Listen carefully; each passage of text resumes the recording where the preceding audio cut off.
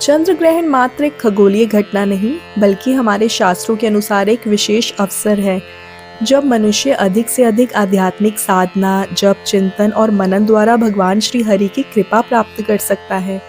वैसे तो ये समय अशुभ माना जाता है क्योंकि इस समय के दौरान नकारात्मक शक्तियाँ प्रबल हो जाती हैं और इसलिए समय के दौरान विशेष सावधानियां रखनी पड़ती हैं।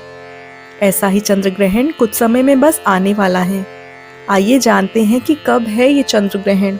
इस बार आने वाला चंद्र ग्रहण लग रहा है 3 मार्च 2026 यानी कि मंगलवार के दिन। ये फाल्गुन मास की पूर्णिमा के अवसर पर आने वाला पूर्ण चंद्र ग्रहण है और इस वजह से ग्रहण के चरम समय के दौरान चंद्रमा पृथ्वी की छाया से पूर्ण रूप से ढक जाएगा। छाया के भीतर स्थित चंद्रमा का भाग मात्र पृथ्वी के वायुमंडल से अपरिवर्तित सूर्य के प्रकाश से भी प्रकाशित होगा और यह लाल रंग का दिखाई देगा और इसलिए इस बार के चंद्र ग्रहण को ब्लड मून भी कहा जा रहा है। इस बार के चंद्र ग्रहण की पूर्ण अवधि 57 मिनट 27 सेकंड की रहेगी और ये चंद्र ग्रहण भारत सहित अनेक देशों में दिखाई देने वाला है। इस बार का चंद्र ग्रहण लगेगा पूर्वी एशियाई, दक्षिण पूर्व एशिया, ऑस्ट्रेलिया, प्रशांत महासागर और उत्तर अमेरिका के अधिकांश हिस्सों के साथ साथ दक्षिण अमेरिका के कुछ उत्तरी क्षेत्रों में भी ये चंद्र ग्रहण दिखाई देगा और भारत के अधिकांश हिस्सों में आंशिक चंद्र ग्रहण दिखाई देगा क्योंकि ग्रहण के दौरान चंद्रमा क्षितिज के नीचे उतर जाएगा। तो इस प्रकार से इस बार का जो चंद्र ग्रहण है वह सभी जगह पर दिखाई दे रहा है। वह हर जगह दिखाई दे रहा है और इसलिए भारत में सभी जगह पर इसके सूतक काल के नियम लागू होने वाले हैं। तो इसलिए ध्यान रहे कि इस बार के चंद्र ग्रहण में हमें हर प्रकार की सावधानियां बरतनी होगी।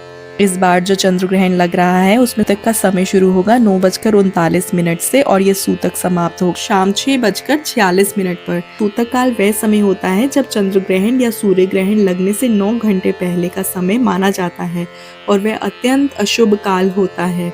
उस समय के अंदर कोई भी शुभ मांगलिक कार्य नहीं किए जाते।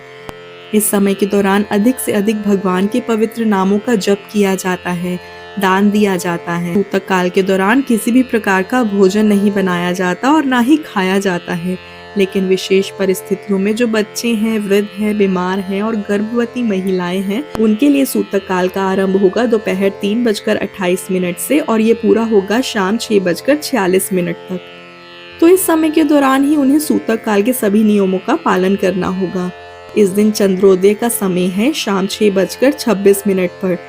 तो इसलिए जो पूर्ण चंद्र ग्रहण है वे शाम को 6:26 से शुरू होगा और शाम को 6:46 तक वह समाप्त हो जाएगा।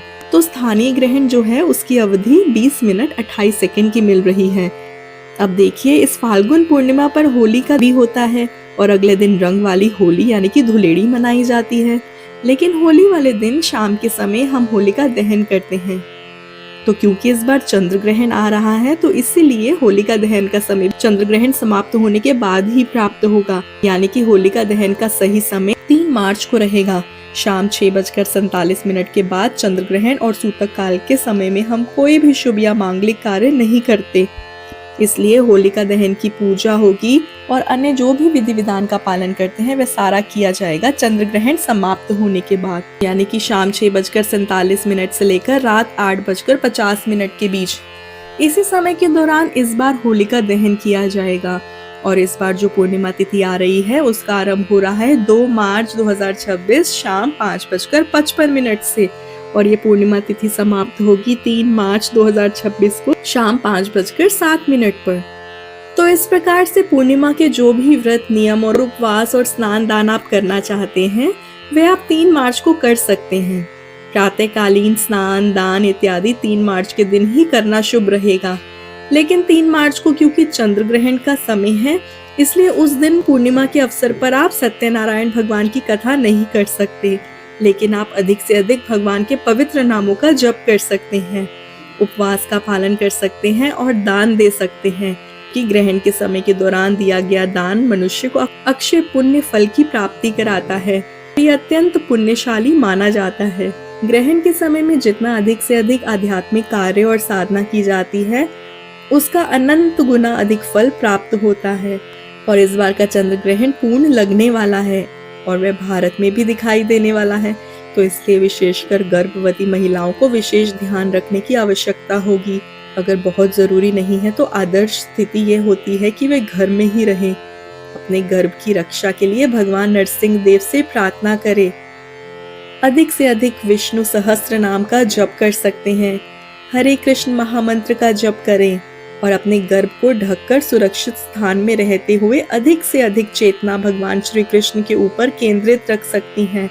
ग्रहण का समय अत्यंत संवेदनशील होता है और इसलिए हमारे शास्त्रों में बताया गया है कि किस समय के दौरान अधिक से अधिक आध्यात्मिक कार्य करने चाहिए। इस ग्रहण के समय में मंदिर के पट भी बंद हो जाते हैं, भगवान के दर्शन नहीं होते और जब सूतक काल समाप्त होता है तो उसके बाद संपूर्ण रूप से स्वच्छता के साथ फिर से सभी कार्य आरंभ किए जाते हैं। चंद्र ग्रहण के समय में जब सूतक काल चल रहा हो उस समय में हर प्रकार के भोजन पदार्थों में तुलसी पत्र या कुशा घास रख दी जाती है। उस समय में ना तो भोजन बनाया जाता है और ना ही भोजन लिया जा सकता है। अब ग्रहण समाप्त होने के बाद गंगा जल मिले हुए जल से स्नान करना चाहिए। ये नकारात्मक ऊर्जा को दूर करता है और शरीर का शुद्धिकरण करता है। इसके साथ ही ग्रहण समाप्त होने के बाद संपूर्ण घर में गंगा जल युक्त पानी का छिड़काव कर दें, मंदिर की सफाई करें, भगवान की पूजा अर्चना करें, रसोई घर को सबसे पहले साफ करें, संपूर्ण रसोई घर को गंगा जल से स्वच्छ करें, पुराने पानी के भरे हुए बर्तन को खाली कर नया और स्वच्छ पानी भरें और अगर ऐसे कोई भोज्य पदार्थ हैं जो आपने ग्रहण काल से पहले बनाए थे और उनमें तुलसी पत्र या कुशा नहीं डाली तो उसका त्याग कर दें। भगवान के लिए हर प्रकार की शुद्धता और स्वच्छता करने के लिए सात्विक भोग बनाएं और उन्हें अर्पित करें। तो आप भी सभी सावधानियां बरतते हुए चंद्र ग्रहण का पालन करें। अगर आपको मेरी वीडियोस अच्छी लग रही हैं तो आप मेरे चैनल आदर्श विचार को लाइक, सब्सक्राइब एंड शेयर ज़रूर करें। मैं हर रोज़ एक नई वीडियो के साथ आती हूँ। तो चलिए कल फिर मिलते हैं एक नई वीडियो के साथ। हरे कृष्णा।